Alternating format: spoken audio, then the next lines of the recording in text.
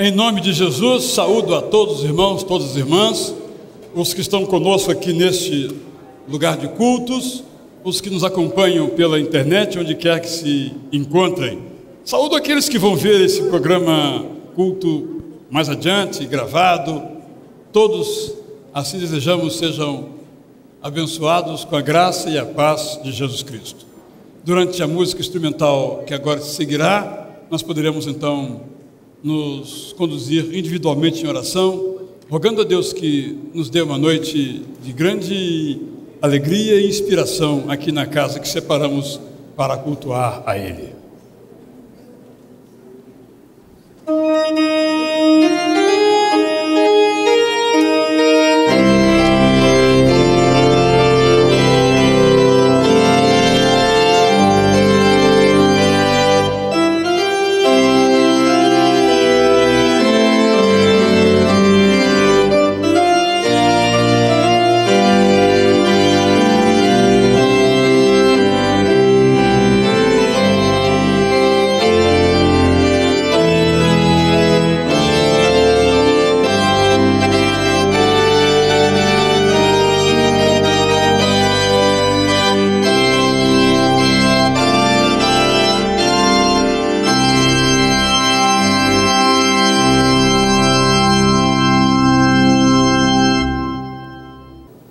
Quero pedir o favor àqueles que pela primeira vez participam do nosso culto a se colocarem em pé onde quer que se encontrem aqui conosco. Se é a primeira vez que você vem, aqui temos um casal muito bem-vindo. A mais alguém, não se assente até ganhar um abraço afetuoso nosso. Há mais alguém pela primeira vez? Uma senhora bem-vinda também, vai ganhar um abraço também gostoso aí nosso. Aqui temos mais um senhor também, muito obrigado. Entre aqui os diáconos, alguém pela primeira vez, aqui em nossa igreja, fiquem em pé por favor também. Vão também ganhar um abraço de um dos pastores aqui de nossa igreja. Temos porventura entre nós alguém que completou aniversário de nascimento, casamento, batismo e queira dar graças a Deus por isso. Se houver, peço o favor de se levantar e vir estar aqui ao meu lado, e que em seguida vamos orar então por você. Alguém? Aniversariante? Parabéns, Fernando. Batismo, quantos anos? 16 anos. 16 anos de batismo. De batismo, sim. De idade não poderia ser, né? Não. Embora seja bem conservado, né? Ok? Vamos então todos nos colocar em pé, vamos orar neste instante.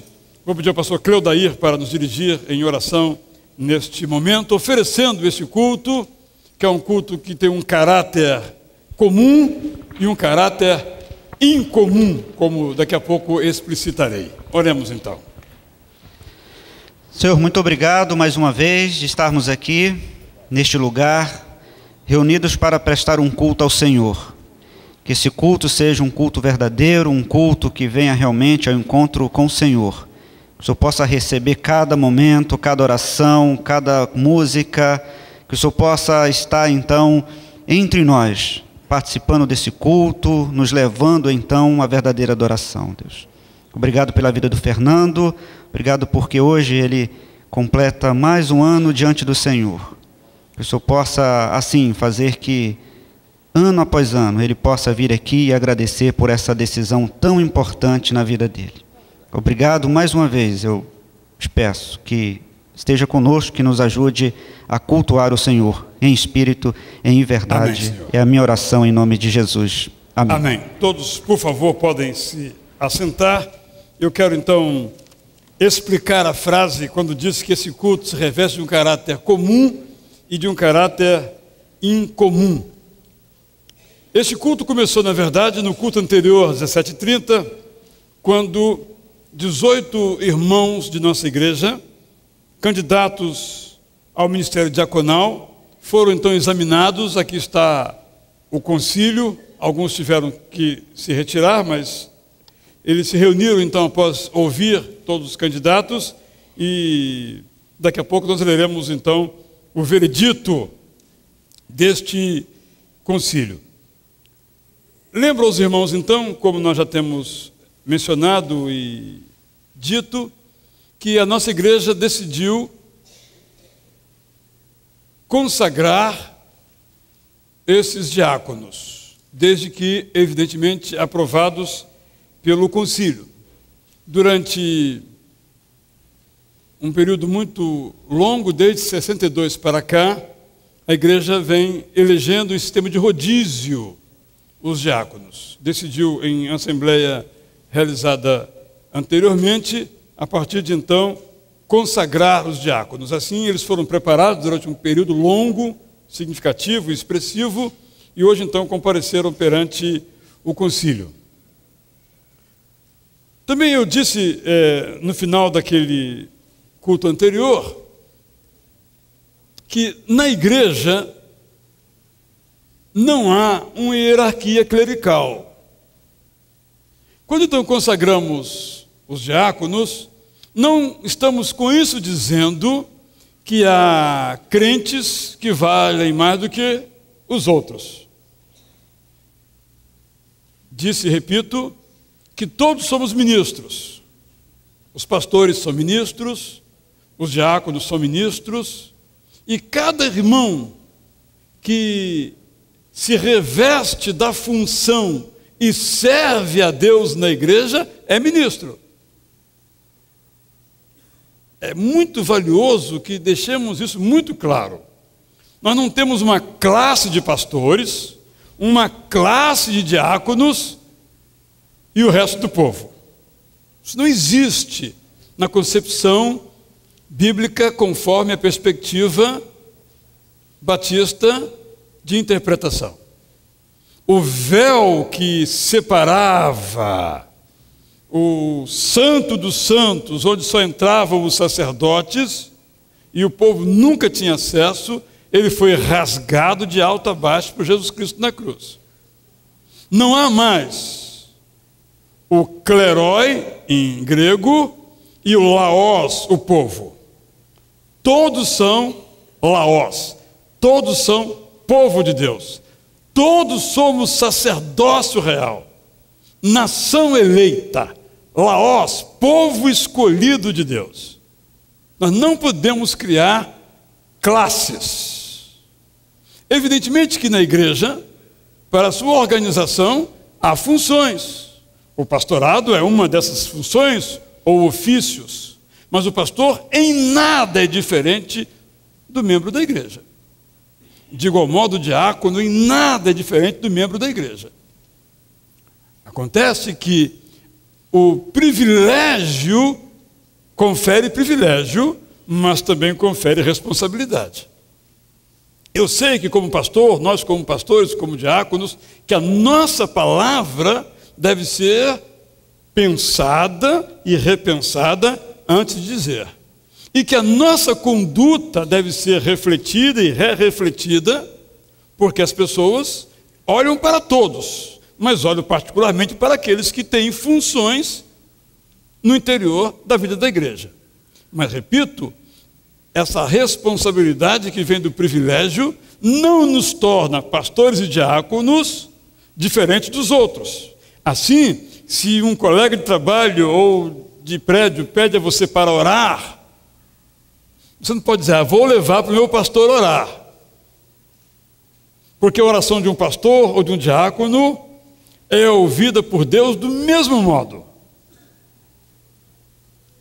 Os irmãos sabem que, infelizmente, às vezes, por tradições diversas da cultura que nós vivemos, por comodismo de nossa parte, nós muitas vezes transferimos a nossa responsabilidade de ministros para outros. Quando aqui cantamos, a irmã Tamara toca belíssimamente, também nossa pianista, o hino que o pastor João Filson Sorém concebeu para os pastores, de Deus ministro me revisto. Embora aquele hino seja para pastores, não há nada ali que não se aplique a cada um de nós. Isso eu acho que é de grande valor. Por outro lado, quando nós vemos 18 irmãos aqui sendo consagrados, nós podemos olhar para eles e orar por eles. E podemos nos alegrar de ver pessoas que estão se comprometendo mais fortemente, firmemente com a causa de Jesus. isso também deve ser visto para nós como um exemplo, para que nós também sejamos homens e mulheres cada vez mais compromissados com a obra de Jesus, com a propagação da graça maravilhosa de Deus revelada em Jesus. Com essas palavras, nós então vamos dar seguimento ao nosso culto, enquanto um prelúdio ao instrumento é executado. Você pode refletir nessas palavras, pedir a Deus que ao longo desse culto dirija a sua vida, fale ao seu coração do modo que Ele quiser falar e nós estejamos dispostos a escutar, a ouvir e a agir.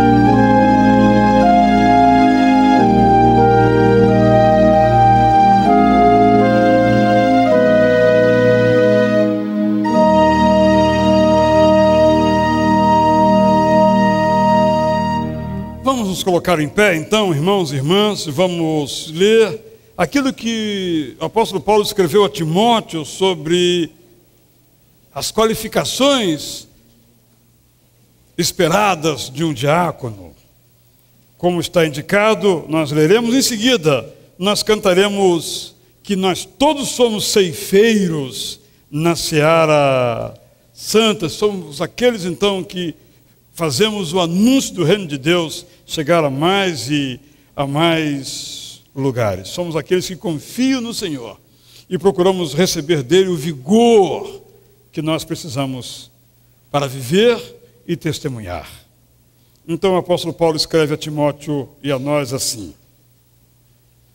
Da mesma forma, antes Paulo se refere aos bispos, pastores da igreja. Os diáconos sejam sérios, não de língua dobre, não dados a muito vinho, não cobiçosos de torpe ganância,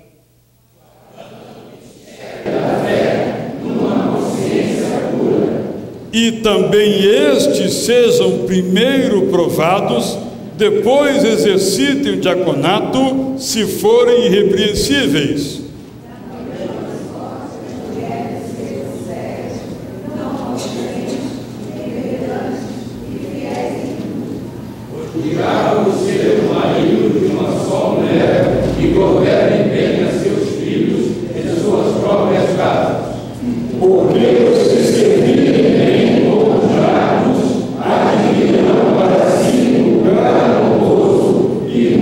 Confiança na fé que há em Cristo.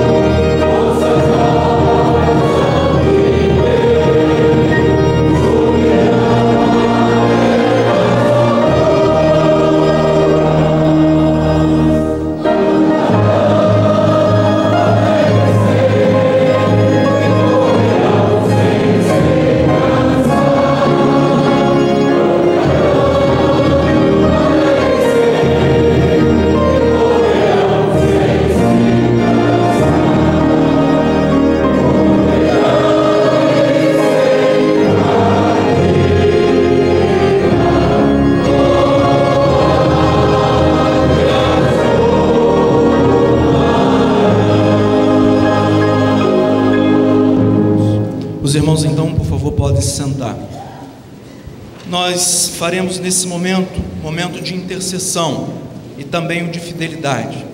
Que é o momento de intercessão? É quando nós pegamos aqueles problemas que estão lá dentro do nosso coração, da nossa mente, da nossa alma, nos trazendo dores, nos trazendo aflições. Pegamos tudo isso e chegamos para o nosso Senhor e dizemos para Ele: Senhor, eu preciso descansar no Senhor, eu preciso da Tua paz, tome conta, Senhor, de tudo isso. Então, nós faremos neste momento essa intercessão. Se você quiser vir à frente, você poderá vir. Se você quiser se colocar de joelhos, você também poderá fazê-lo dessa forma. Enfim, faça conforme o teu coração estiver pedindo. E logo em seguida, nós estaremos entregando ao nosso Senhor os nossos dízimos e as nossas ofertas. Mas nesse momento, em especial, o momento de intercessão.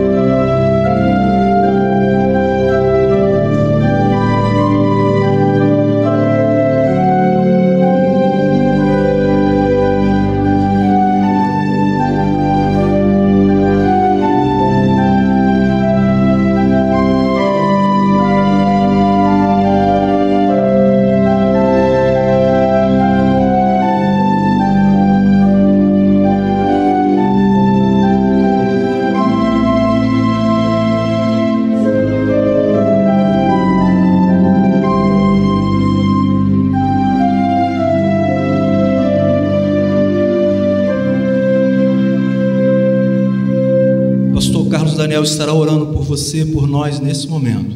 Logo em seguida nós ouviremos uma música. Então os irmãos que estiverem preparados poderão trazer os seus dízimos e ofertas. Senhor, graças te damos pela oportunidade de rogar ao Senhor que o Senhor nos abençoe e falar contigo, falar que nós precisamos de ti. Nós intercedemos aqui pelos nossos irmãos, da nossa comunidade de fé, Igreja Batista Curuçá, mas também pela vida daqueles que nos visitam nesta noite, Senhor, de todos aqueles que têm colocado diante do Senhor um pedido, algo, a Deus, que tem afligido os teus servos. Nós suplicamos a Ti que o Senhor nos atenda conforme a Tua santa vontade, ó Deus, e nos dê, acima de tudo, a paz aos nossos corações. E que cada um aqui, Senhor, possa receber esta paz, fruto de uma vida séria com o Senhor Jesus. E é no nome dEle, que é o nosso Senhor, mas também o Salvador das nossas almas, que eu oro hoje e sempre. Amém. Os irmãos que estão, então, preparados para recolher as ofertas, sabemos o quanto essas ofertas são importantes para a propagação do Evangelho. E o Evangelho não somente aqui no nosso bairro, não somente no Rio de Janeiro, não somente no Brasil, mas em todo o mundo. Graças a Deus, em muitos países, a sua oferta, o seu dízimo, tem chegado para abençoar vidas, pessoas que nós não conhecemos, mas que são atendidas por muitos irmãos que lá estão trabalhando. Então, todas as vezes que nós contribuímos, todas as vezes que nós ofertamos, na realidade, estamos servindo de instrumento do nosso Deus para que almas possam ouvir a palavra do Senhor, para que almas possam render-se aos pés do nosso Senhor e Salvador Jesus Cristo.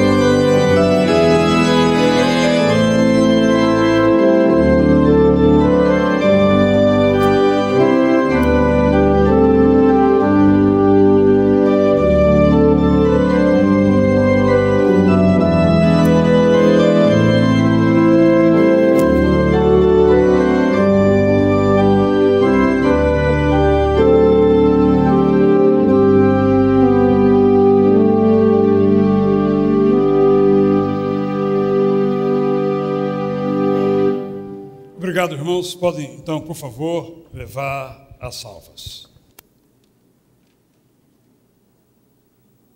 Aos que chegaram um pouquinho depois do início do culto, às 19h30, quero, então, recordar que essa segunda parte do culto constituirá, então, da consagração de 18 novos diáconos, cujos nomes vocês têm em mãos no programa nos programas que estão diante dos irmãos. Então, no culto anterior, esses 18 irmãos foram examinados e foram aprovados, conforme daqui a pouco formalmente ouviremos. Nossa igreja tem esses diáconos que até então eram diáconos eleitos, alguns continuarão nessa condição, outros serão a partir de hoje, então, diáconos consagrados. Nossa igreja já tem outros diáconos já consagrados que têm servido também ao ministério diaconal aqui na igreja, e alguns outros eméritos que já serviram durante muito tempo e ainda atuam em nossa igreja ativamente e que foram eleitos como um pleito de gratidão e de honra como diáconos eméritos. Eu vou ler então agora todos os nomes e convido, à medida que os ler, que esses irmãos e irmãs possam então se levantar e colocar-se aqui nestas respectivas cadeiras para elas preparados. Por ordem alfabética, então, convido para subir, então, aqui à parte superior da plataforma, a irmã Adalgisa Alves de Carvalho Vasques.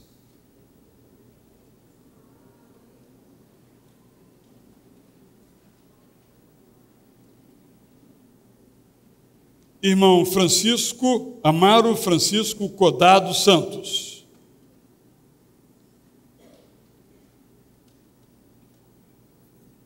Irmão Edmilson Rodrigues Bastos.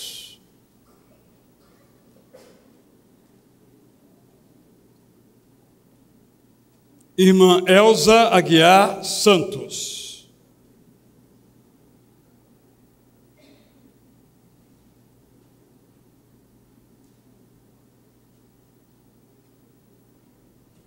Irmã Emília Miguel da Costa.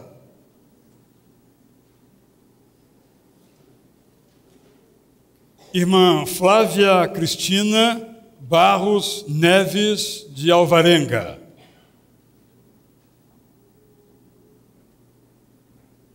Irmã Amilce Simas Iose Codá Santos.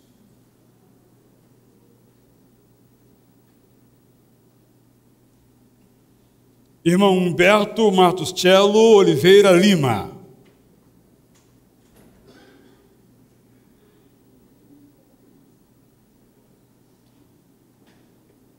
Irmão Itamar Alves.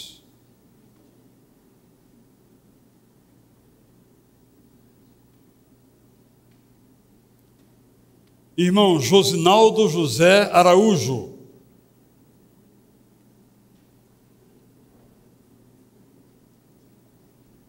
Irmão Jurjos Rodrigues de Alvarenga. Irmão Leonardo César Rocha Neves. Irmã Maria Helena Martuscello Oliveira Lima.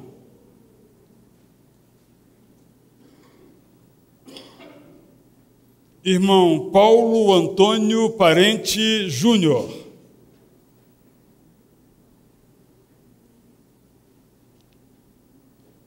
Irmão Rodrigo Ackerman de Camargo.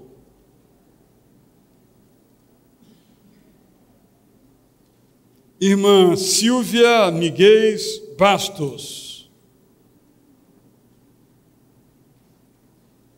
Irmão Valdir Benício Maia.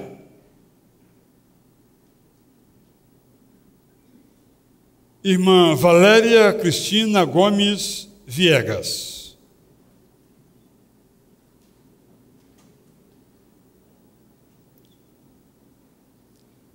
Também chama a plataforma os irmãos já consagrados, aos quais então nós reconhecemos como diáconos consagrados. Irmão Almir dos Santos Gonçalves Júnior. Irmão Amós da Costa. Irmão Antônio Ramos Pereira. Irmão Richard José Vasquez.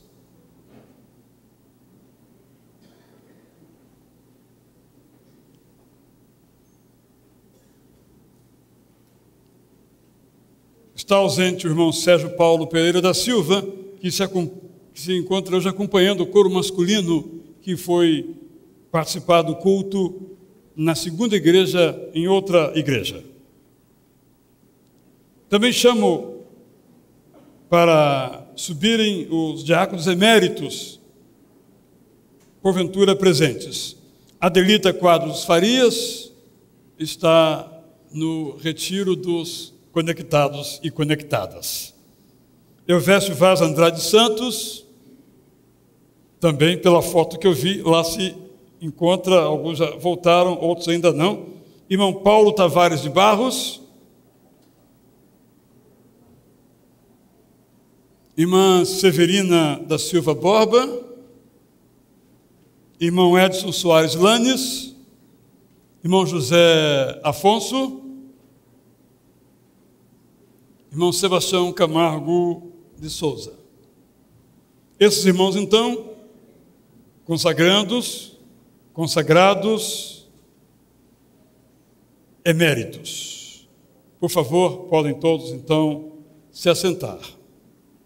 Quando do primeiro culto, então, foi eleita a mesa diretora do concílio, composta por mim, o presidente, pelo pastor José Maurício Cunha do Amaral, o secretário, que está ali preparando o material ainda que vai ler daqui a pouco, pastor Alcenir Anselmé da Mota, que foi o examinador.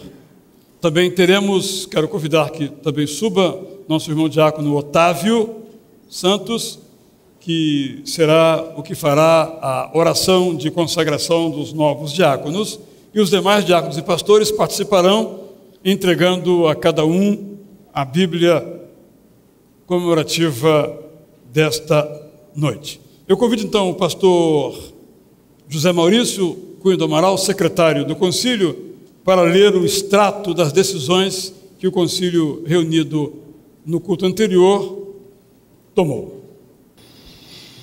Resumo da ata de exame e consagração ao diaconato aos 3 dias do mês de novembro de 2013, no templo da Igreja Batista Itacuruçá, situada na Praça Barão de Corumbá, 49, Tijuca, Rio de Janeiro, reuniram-se pastores e diáconos da Convenção Batista Brasileira para exame e consagração de 18 candidatos ao ministério diaconal da Igreja, a saber os nomes que já foram aqui mencionados e devidamente apresentados.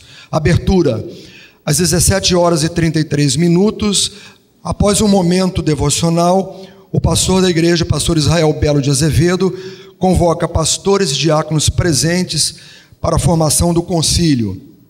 O concílio ficou assim constituído: presidente, pastor Israel Belo de Azevedo; secretário, pastor José Maurício Cunha do Amaral; examinador, pastor Alcenir Anselmé da Mota; oração consagratória, diácono José Otávio dos Santos; entrega das Bíblias, pastores e diáconos presentes; orador oficial, diácono Almir dos Santos Gonçalves Júnior. Após perguntas formuladas pelo examinador e pelos pastores e diáconos presentes, o concílio deu-se por satisfeito. Encerramento, às 18h55, com o cântico do hino 434 do cantor cristão, onde os obreiros e bênção apostólica pelo presidente do concílio, pastor Israel Belo de Azevedo, os trabalhos foram suspensos. Parecer do concílio: Após se reunir e deliberar sobre o assunto, o concílio decidiu por unanimidade recomendar a consagração dos diáconos no culto que se seguirá às 19h30. Pastor José Maurício Cunha do Amaral, secretário. Dando então sequência a essa programação, os nossos irmãos diáconos consagrandos prepararam para essa hora um compromisso em forma de canto. Vamos então, todos somos levados a participar, o coro especial e também a congregação, deste hino composto pelo ex-ministro da nossa igreja, irmão Irã Rolo Júnior. Vamos então participar nesse instante. Convido a todos para se colocarem em pé.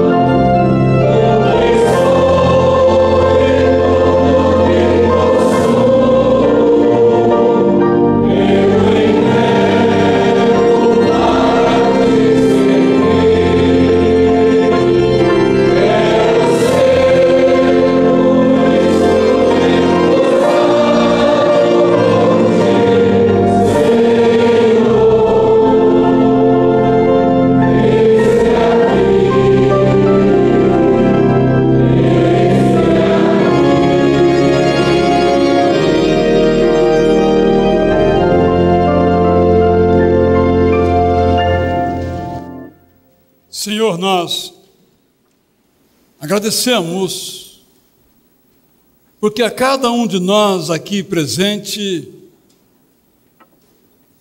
o Senhor chamou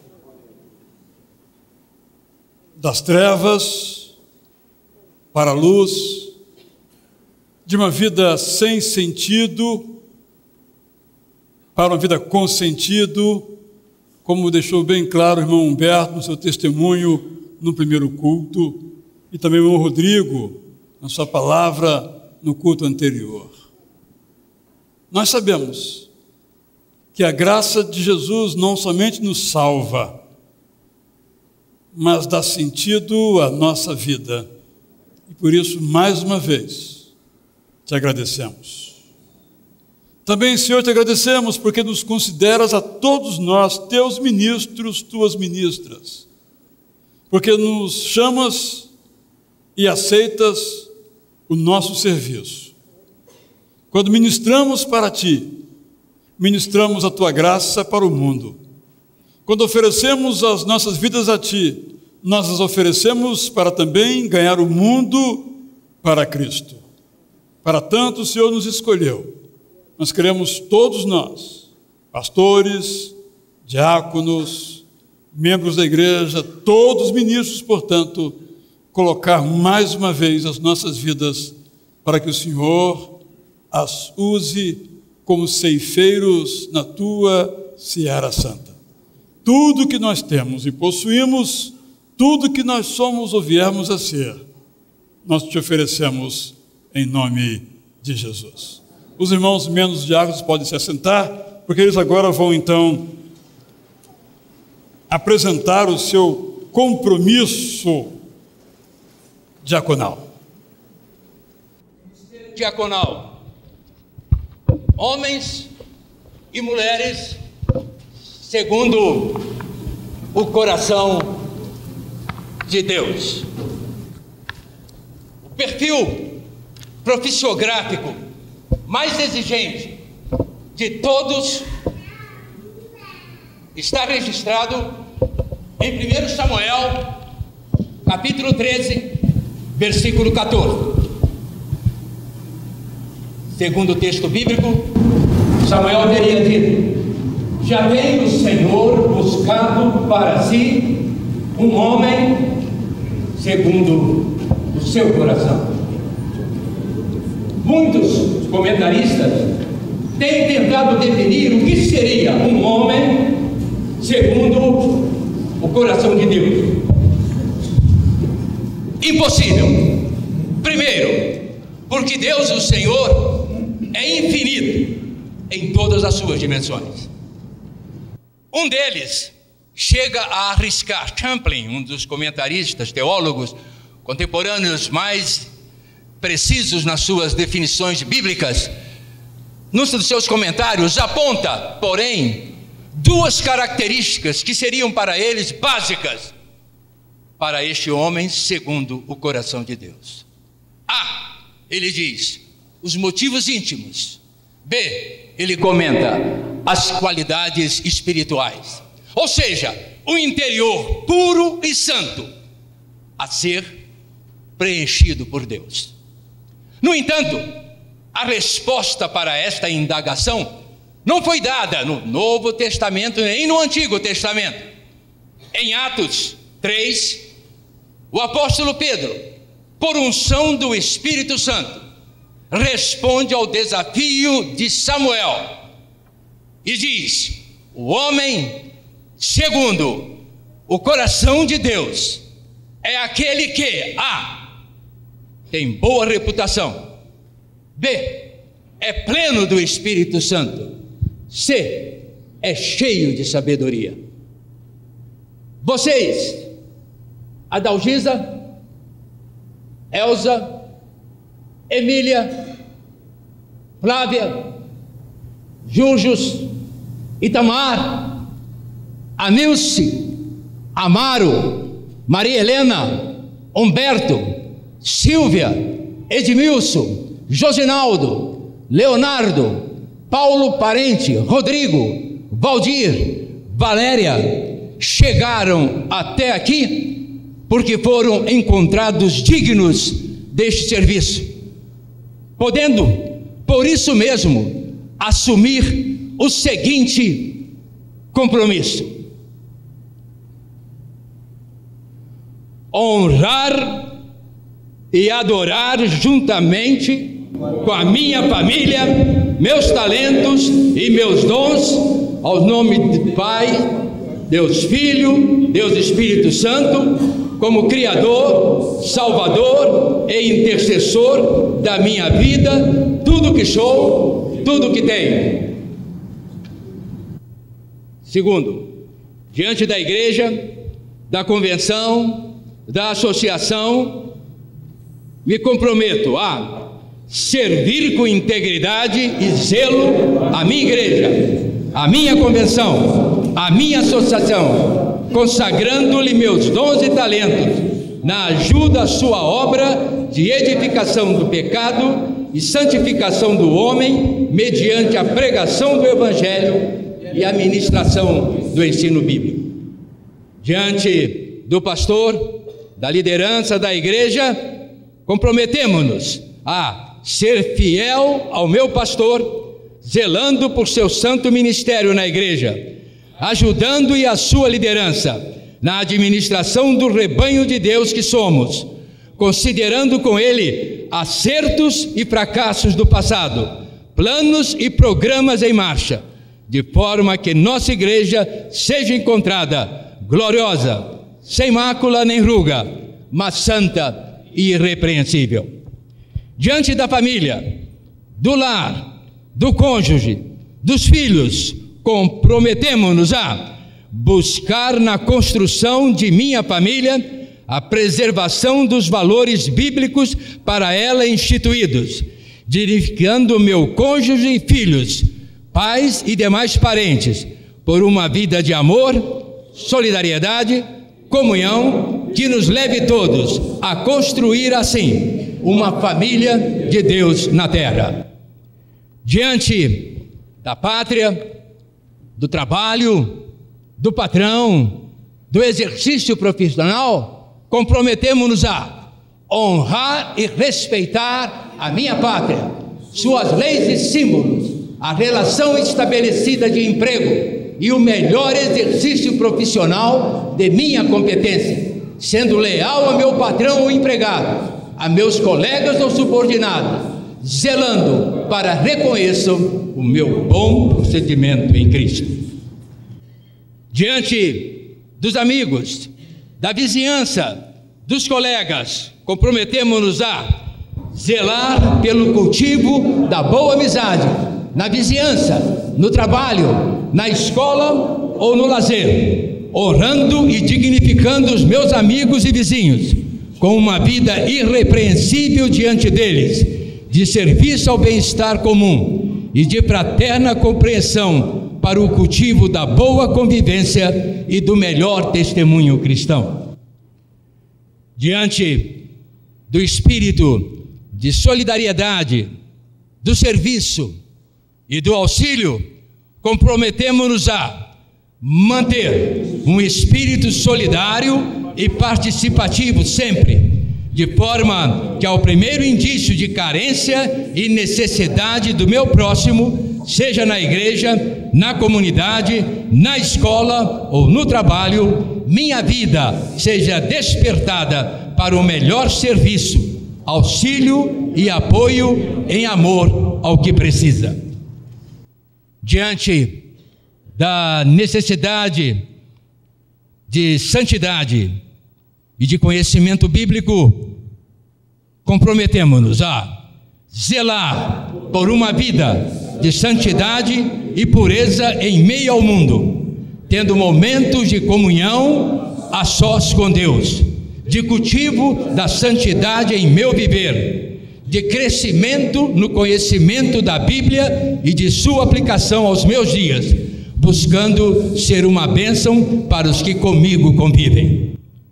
Diante da exigência de mordomia e dedicação ao trabalho da igreja, comprometemo-nos a santificar em meu viver o uso dos bens e recursos materiais e pessoais recebidos pela graça de Deus, aplicando-os com zelo e discernimento na construção de minha vida familiar e com amor e dedicação à causa de Deus em minha igreja, minha cidade, meu país e no mundo.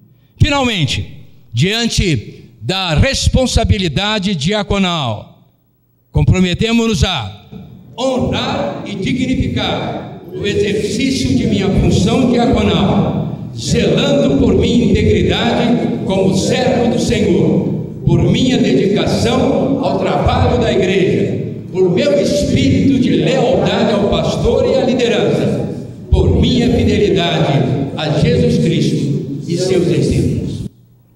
Que para tanto o Senhor os torne dignos, que para tanto o Senhor os capacite, que para tanto o Senhor os abençoe. E todo o povo de Deus disse: amém.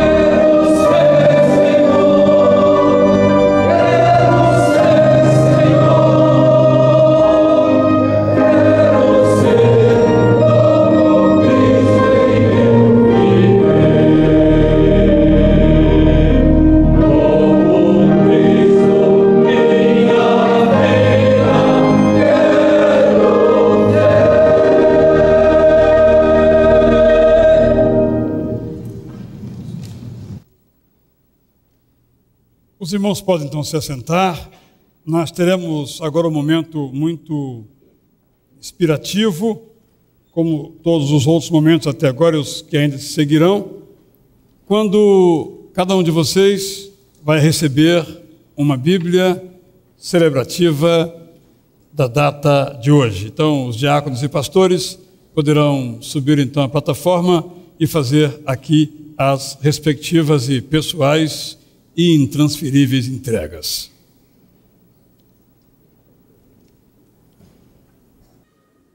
Obrigado a todos que participaram desse instante, dessas entregas.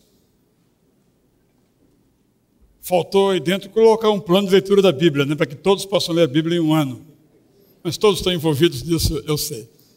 Nosso irmão, o professor Almir, foi escolhido pelo concílio para a mensagem desta noite. Vamos então ouvi-la, porque ela se aplica aos diáconos, diáconas, pastores, pastoras, a todos nós, ministros e ministras que de Deus somos.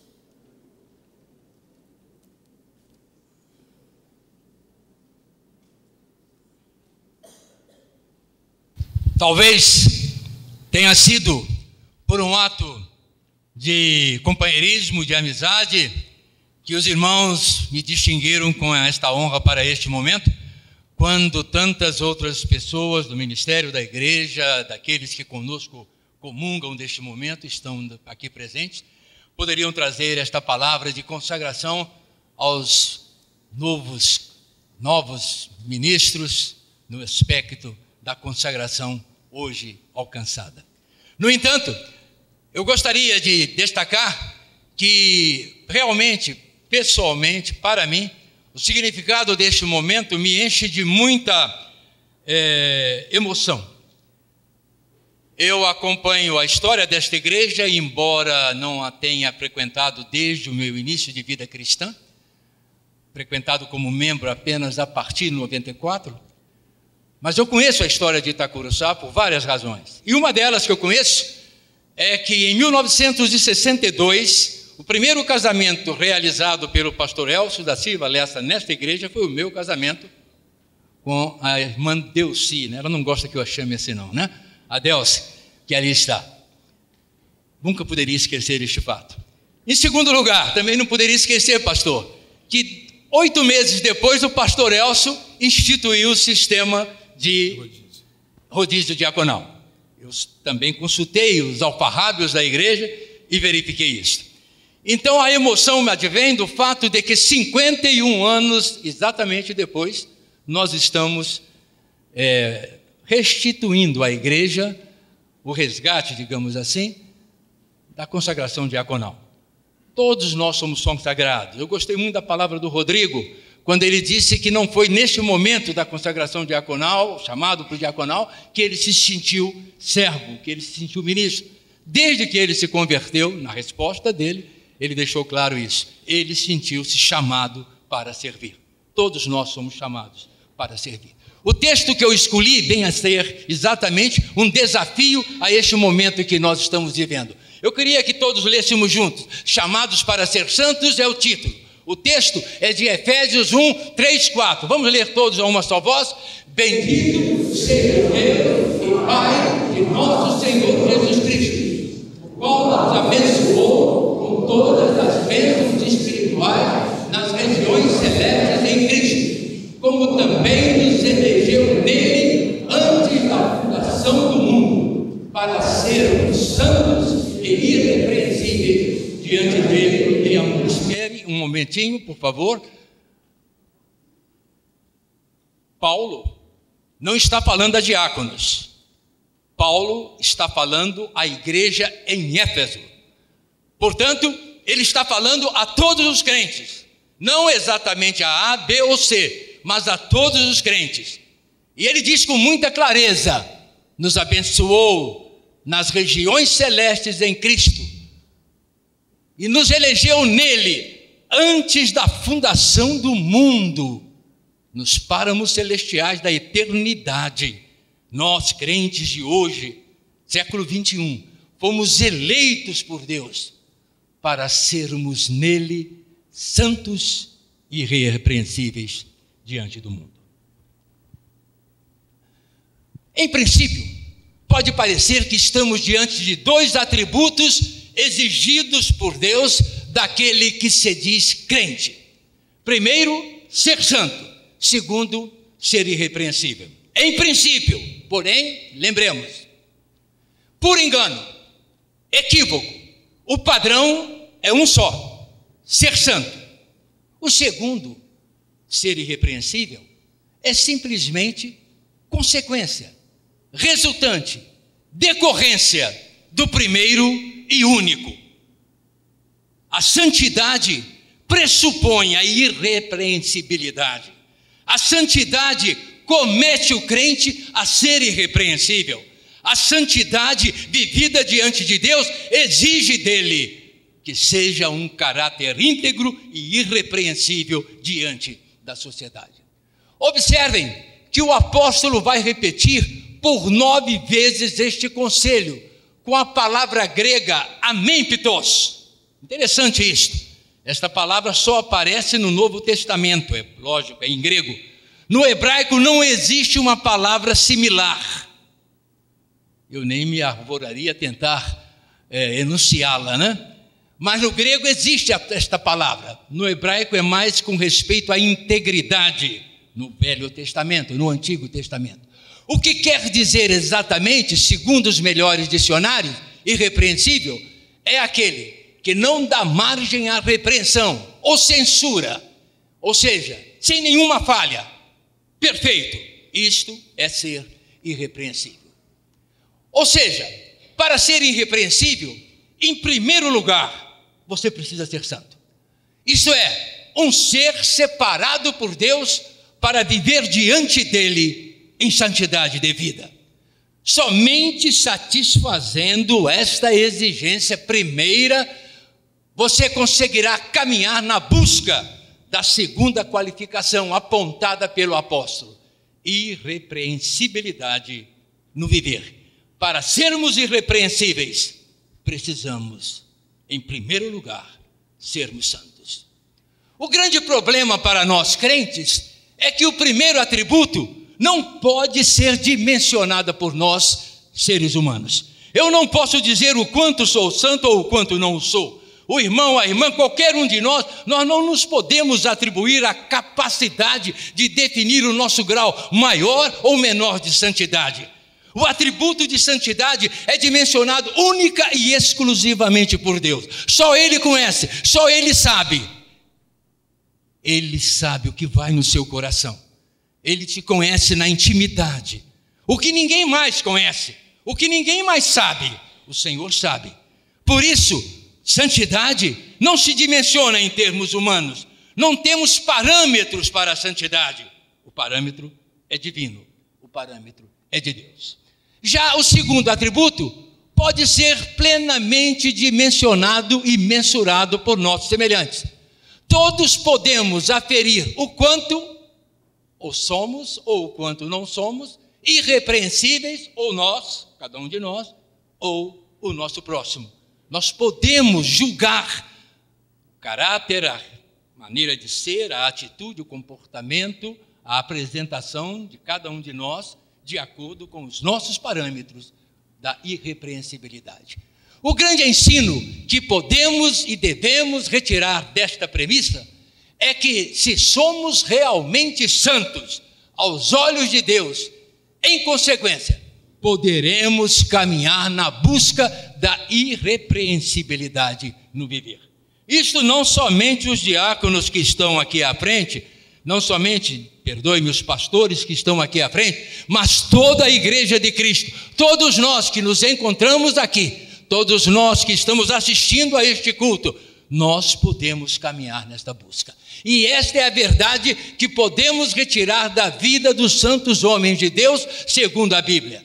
Enoque, Noé e Jó são citados naquela época do Velho Testamento como santos, e por isso mesmo buscaram a irrepreensibilidade no viver. O texto que no Antigo Testamento celebra a vida de retidão diante do padrão divino, o Salmo 119, o maior capítulo da Bíblia, nos narra esta verdade inarredável. já em seu primeiro versículo. Vamos repetir todos? Bem-aventurado os que trilham com integridade os seus caminhos, os que andam na lei do Senhor. No Velho Testamento, integridade, ela vai se transformar em irrepreensibilidade no Novo Testamento, como veremos a seguir. O termo irrepreensível não aparece no hebraico do Antigo Testamento, somente no grego do Novo Testamento. Segundo os estudiosos, agora vejam o detalhe, apenas Cristo, conforme Paulo nos narra, pode conceder esta irrepreensibilidade. Sejamos santos e irrepreensíveis em Cristo. No Velho Testamento, Cristo ainda não havia vindo.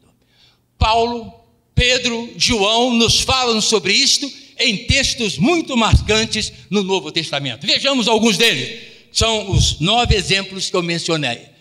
Eu gostaria de compartilhar esta leitura com os irmãos. Em 1 Coríntios 1:8, todos leamos. O qual também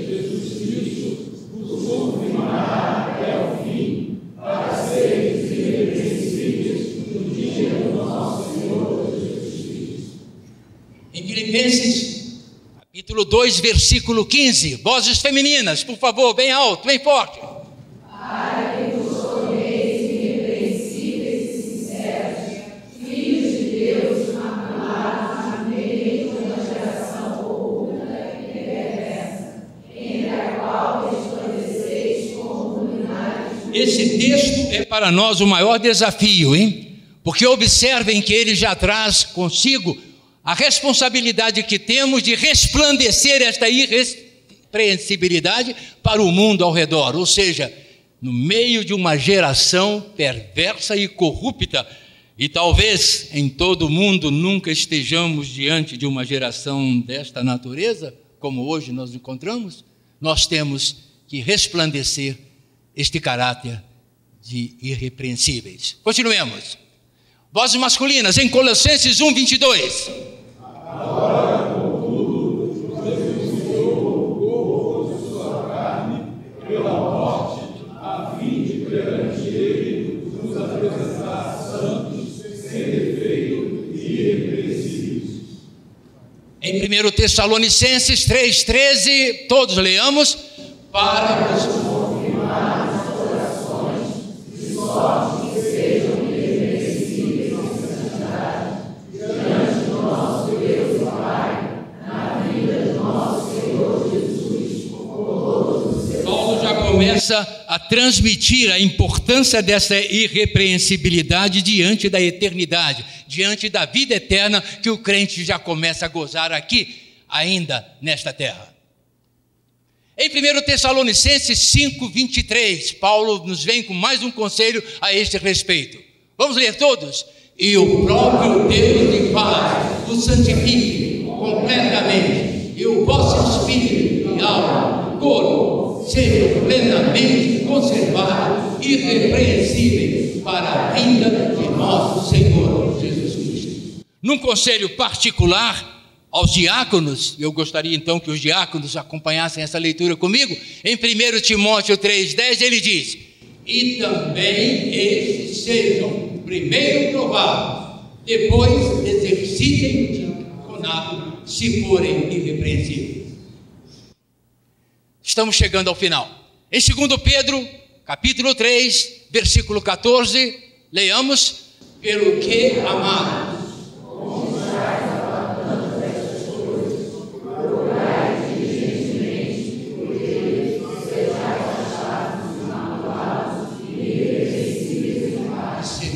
achados imaculados e irrepreensíveis, Pedro reportando ao que Paulo já dissera na carta aos Filipenses.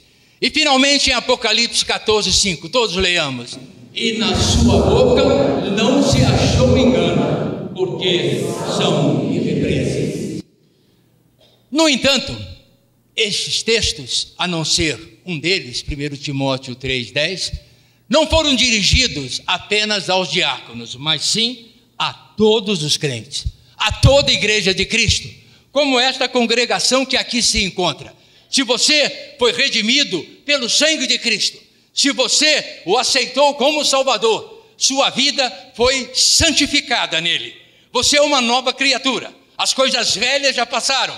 Eis que tudo se fez novo.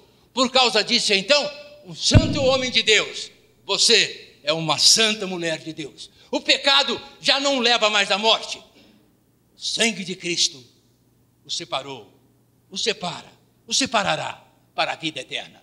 Diante desta verdade bíblica, e em consequência e em decorrência do ato que o tornou santo, o ato que nos tornou santo foi a morte de Cristo na cruz do Calvário. Foi com o sangue dele que ele nos redimiu e comprou, nos resgatou para a vida eterna. Você deve agora então aspirar, buscar, lutar por viver de forma irrepreensível diante do mundo. Pode ser que alguém agora esteja se questionando ou querendo questionar ao orador. A pergunta ali está. Ok, somos santos, porque salvos por Cristo. Como fazer agora para viver em busca dessa irrepreensibilidade no viver? É a grande indagação. Não tem jeito, irmãos, amigos, queridos, diáconos e pastores. Este será um desafio permanente de sua vida, constante, desgastante. A todo instante nós o enfrentaremos. A cada dia nós o viveremos. Ser irrepreensíveis diante de um mundo turbulento, difícil. A vida humana se exerce em 3 patamares distintos. Algumas vezes eles se misturam e o crente muitas vezes tem que interagir entre eles simultaneamente. Nós poderíamos chamar o primeiro de a vida social, o segundo de a vida moral, o terceiro a vida espiritual. Ou seja, você tem que viver em santidade e em irrepreensibilidade diante da sua sociedade, vida social, diante da sua moralidade, do seu sentimento interior, dos seus princípios e diante da tua vida espiritual. A vida social se expressa no seu convívio com a sociedade que o rodeia mais de perto, sua família, sua igreja, seu trabalho, sua vizinhança, enfim, a comunidade maior ou menor que o cerca. Esta é a vida social que está ao seu redor. Como viver? É a pergunta que nós fazemos agora. Diante de uma sociedade que deteriora os seus padrões de vida, que valoriza mais o ter do que o ser, que se omite ou se conforma com a miséria alheia, que fecha os olhos à dor do próximo, como viver irrepreensivelmente diante desta sociedade que está aí a nos mostrar dia a dia, nos noticiários, na televisão, no rádio, nos jornais, tudo aquilo de terrível, de tristeza, de agonia, de aflição, de desamparo, de desespero que o mundo está vivendo. Como ser irrepreensível diante de uma sociedade que mais e mais se torna cada vez mais, pelo menos no seu aspecto genérico, ou naquilo que a mídia procura buscar com mais eficácia, mais e mais degradada, mais e mais deteriorada, mais e mais jogada ao chão. A vida moral se expressa nos princípios que ornam o seu caráter, nos conceitos de retidão e dignidade que devem estar presentes em seus mínimos atos, atitudes e palavras. Isto é, a vida moral, aquilo que você pensa, aquilo que você julga, aquilo que faz o seu interior, e diante deste conjunto de sentimentos, de pensamentos, de responsabilidades que você assume como ser humano, você vai transmitir ao mundo com o seu viver. Como viver irrepreensível, com tais conceitos, com tais princípios, diante de uma sociedade egoísta, que deseja levar vantagem em tudo, que se corrompe em busca da riqueza ou da fama, que transforma o que é certo em errado, quando me considera, inclusive, quadrado, antiquado, quando eu dela discordo, Quantas e quantas vezes no mundo de hoje nós estamos enfrentando situações de padrões que estão sendo completamente jogados por terra. Valores morais que foram trazidos pela tradição da vida cristã, do cristianismo, melhor dizendo, aos dias de hoje, de uma hora para outra são ditos como coisas antiquadas, passadas, não tem mais valor. Nós temos que enfrentar um mundo novo, com ideias novas, com dimensões novas, aceitando determinadas situações inovadoras. Nós não temos que nos subjugar a estas situações que do passado vieram e nos trouxeram e nos formaram aos dias de hoje. Por que não mudar estas coisas? E com isso então vem uma enxurrada de lixo, uma enxurrada de entulho, de ideias, de pensamentos, de passeatas, de manifestações que são feitas em busca de mostrar novos conceitos, novas ideias, um mundo aberto à inovação, um mundo, portanto, que está em condições de abrigar todas estas ideias no seu viver. Como ser irrepreensível quando você tem que dizer que isto não é o certo, que isto não é o correto, que a palavra de Deus não admite? E você pode ser até incriminado por tais situações em determinados momentos. Como Paulo, poderemos ser santos e irrepreensíveis diante deste mundo que nos avassala, que nos joga por terra, que nos derruba com as suas ideias, com os seus pensamentos? Como ser irrepreensível quando eu vejo que as crianças de hoje estão sendo orientadas no sentido de ideias que até algum tempo atrás nem se mencionavam? O meu neto de 5 anos ontem veio à minha casa, passou o dia comigo, vocês imaginam como é que eu estou me sentindo, né? Tive que jogar futebol com ele. Mas vocês vejam o seguinte, no meio das conversas com ele, ele falava: vovô, Halloween. E eu procurei saber do que ele estava falando no colégio. As crianças foram levadas no dia da véspera, todo mundo tinha que ir ou de bruxinha, as meninas, né? Ou de, não sei qual é o personagem masculino. E ele viu aquilo sendo feito, teve que se enquadrar de alguma maneira, os pais procuraram equilibrar a coisa. Mas este é o mundo de hoje, o mundo que advoga, acha interessante, bonitinho, Halloween, que bom. Este é o mundo de hoje. Como, Paulo, ser irrepreensível quando eu tenho que dizer que isto é errado? Isto é feitiçaria, isto é misticismo, isso reporta ao passado, à antiguidade, à Idade Média, a valores que já se foram e que o homem, pelo discernimento, pela inteligência, pela capacidade, não precisa se subjugar a esses pensamentos que retornam a uma mediunidade e uma mediocridade muito grande. Paulo, não é fácil o que você está pedindo de nós, não. Agora, e na vida espiritual? A vida espiritual se expressa na consistência interior daquilo em que você crê. Ou seja, a vida espiritual é aquilo que você crê. Qual é o seu sentimento a respeito da fé, da vida eterna, de Cristo? Isso é a vida espiritual.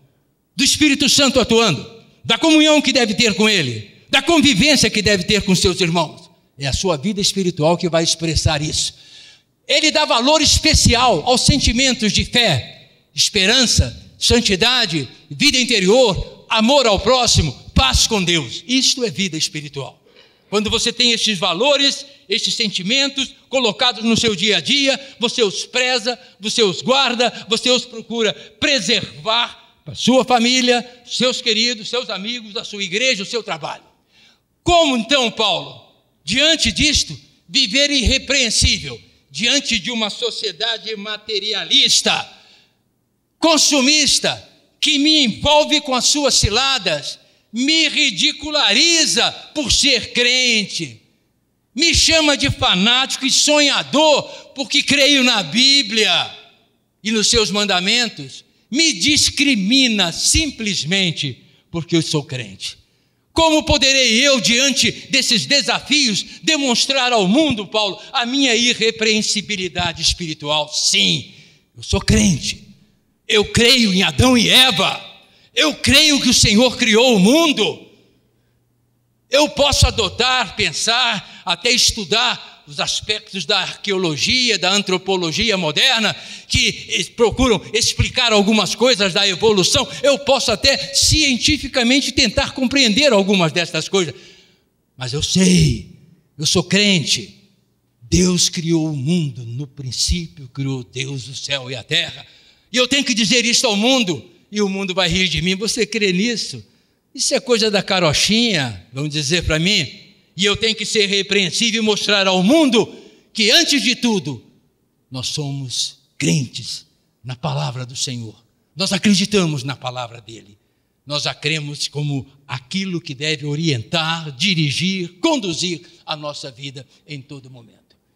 Pois bem, queridos colegas diáconos, prezados irmãos em Cristo, pastores e líderes presentes, este é o nosso desafio, este é o meu desafio, este é o seu desafio. Como ser irrepreensível? Não estou falando de como ser santo. Isso não tem jeito. Se você é um crente, você é um santo. A palavra de Deus assim nos exemplifica em diversos momentos. Agora, quanto à irrepreensibilidade, você tem que aceitar o desafio e buscá-la, ir ao encontro dela, ainda que no horizonte ela possa parecer meio difusa.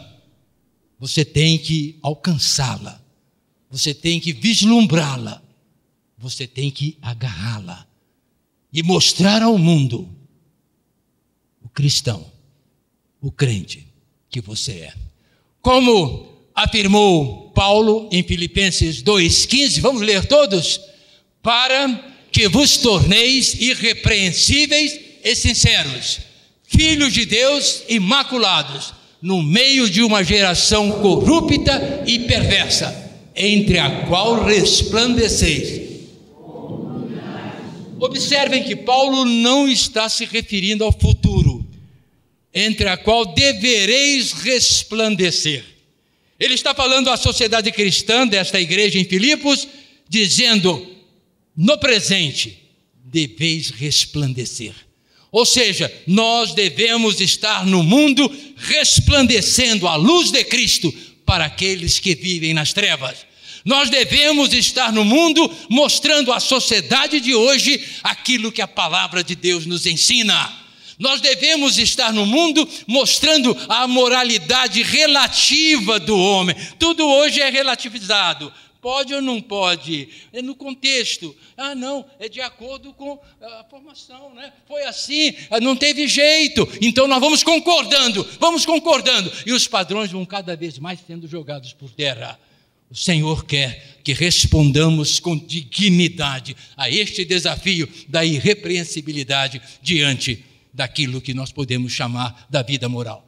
E finalmente na vida espiritual, que nós possamos levar ao mundo, como luminares, a imagem daquilo que temos, como Cristo instaurou em nosso ser. Ser santo e irrepreensível em meio a uma geração corrupta e perversa. Olha a pergunta que eu faço: se a sociedade já era corrupta e perversa no tempo de Paulo, quanto mais não o está hoje? Com toda essa tecnologia que eles usam a favor da maldade, a favor da crueldade, a favor da criminalidade, o quanto mal está o mundo vivendo diante desses padrões. Pois bem, irmãos, amigos, crentes, ouvintes, diáconos, pastores, líderes, é em meio a esta sociedade corrompida e pervertida em muitos dos seus valores que nós, os crentes, os santos do Senhor, devemos resplandecer como luminares no mundo. Primeiro, não nos deixando levar pelos padrões da linguagem desabrida e suja, da prática de atos indecorosos e transviados, da perversão dos costumes, do comodismo, da indiferença diante do que é errado, mas como afirmou Paulo em outra de suas epístolas, e este versículo eu gostaria que todos o lêssemos, porque ele encerra a nossa palavra, e é um versículo de muito significado na vida cristã de cada um de nós, naquilo que nós somos como seres humanos, como crentes em Cristo Jesus. Vamos ler todos? E não vos conformeis a este mundo, mas transformai-vos pela renovação da vossa mente, para que experimenteis qual seja a boa, agradável e perfeita vontade de Deus. Este é o desafio do Senhor. Numa determinada época, eu ouvi este texto e a pessoa que o expunha, talvez por um equívoco momentâneo, disse: não vos conformeis a este mundo, mas transformai-o. Não, é errado. O que o apóstolo Paulo não é que informa, nos diz, nos exige, nos afirma, não é que nós venhamos transformar o mundo, mas que nós nos transformemos em luminares deste mundo, para que experimentemos qual seja a boa, agradável e perfeita vontade de Deus. Na medida em que façamos isto, na medida em que vivamos assim, o mundo mais tarde poderá ser transformado, não por nossa ação, mas pela ação do Espírito Santo, que na vida minha, na sua vida, na vida de cada um de nós, que aqui nos encontramos, irá fazer a transformação da sociedade, da comunidade ao nosso redor, pela presença do Santo Espírito em nosso viver.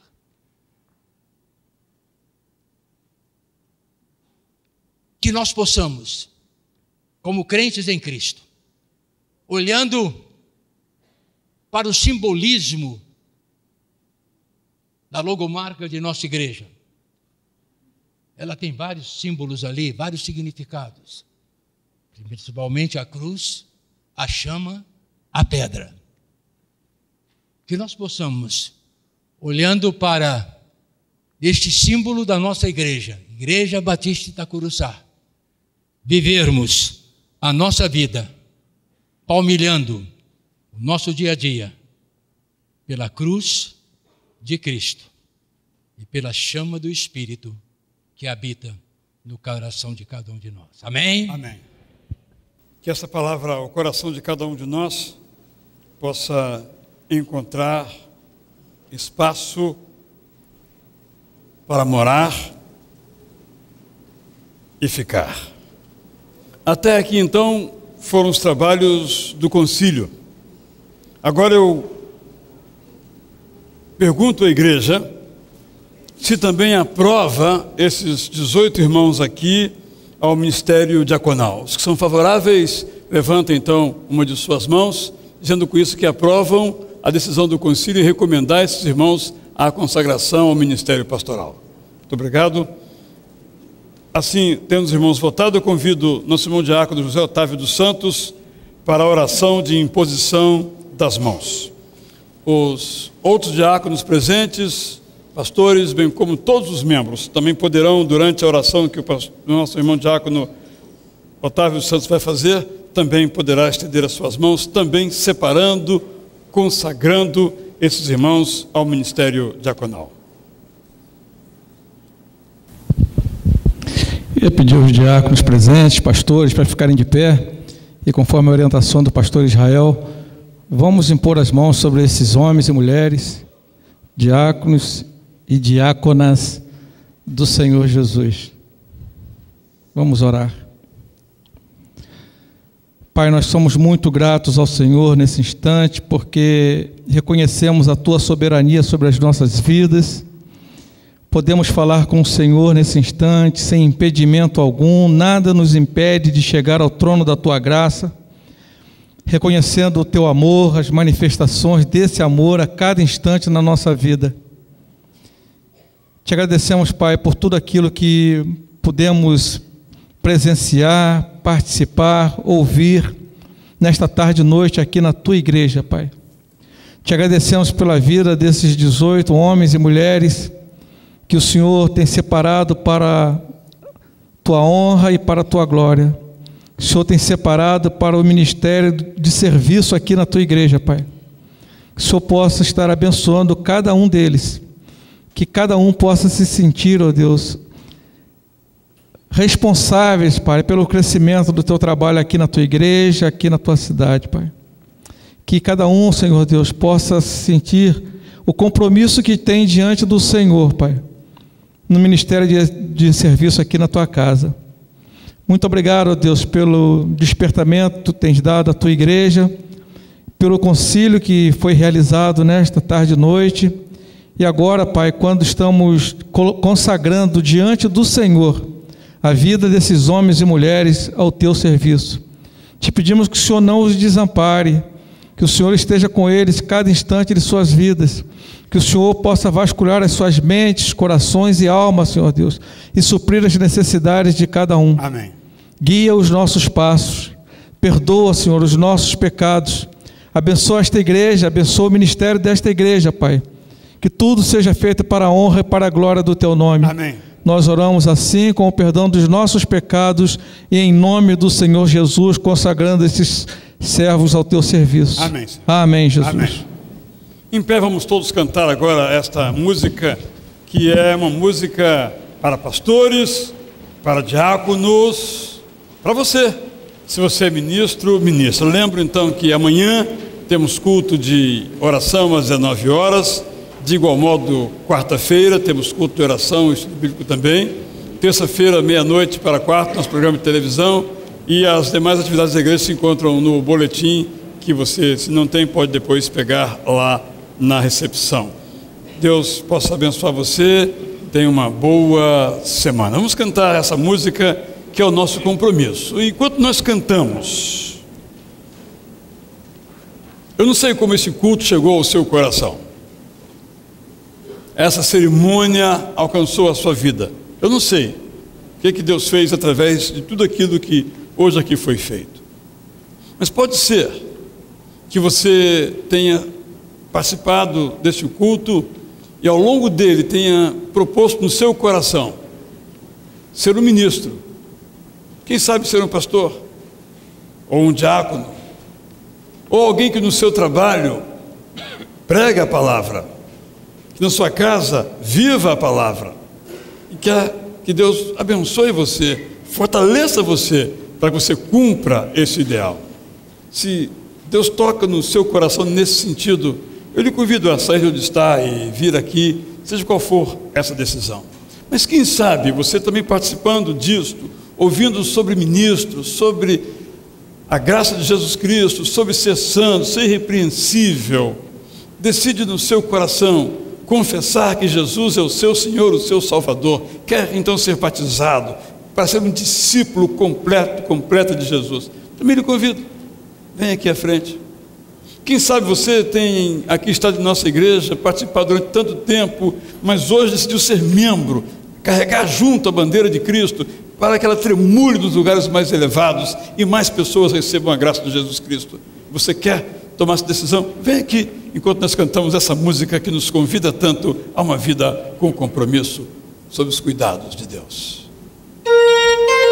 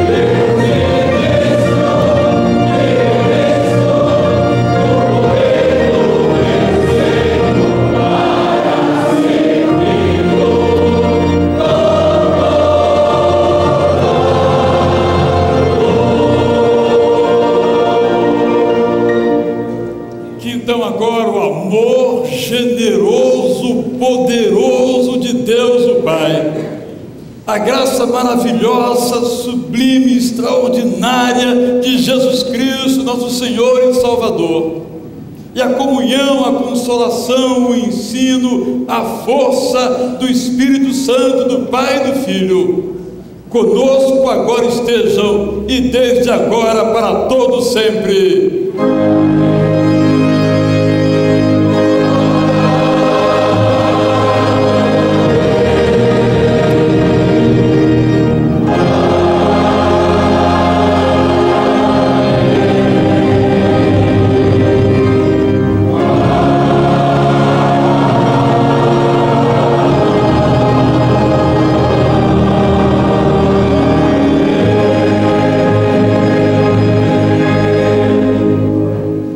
Além do David, que quer ser um membro da igreja, um ministro nessa igreja, mais alguém tomou alguma decisão, você pode ir à esquerda, quando você desce, você tem a sala do acolhimento e se expressar ou falar com um dos pastores de nossa igreja. Eu peço então a todos que se assentem. Vai sair agora então o corpo diaconal, vai lá para o saguão, onde receberão também os nossos cumprimentos, e que Deus abençoe vocês.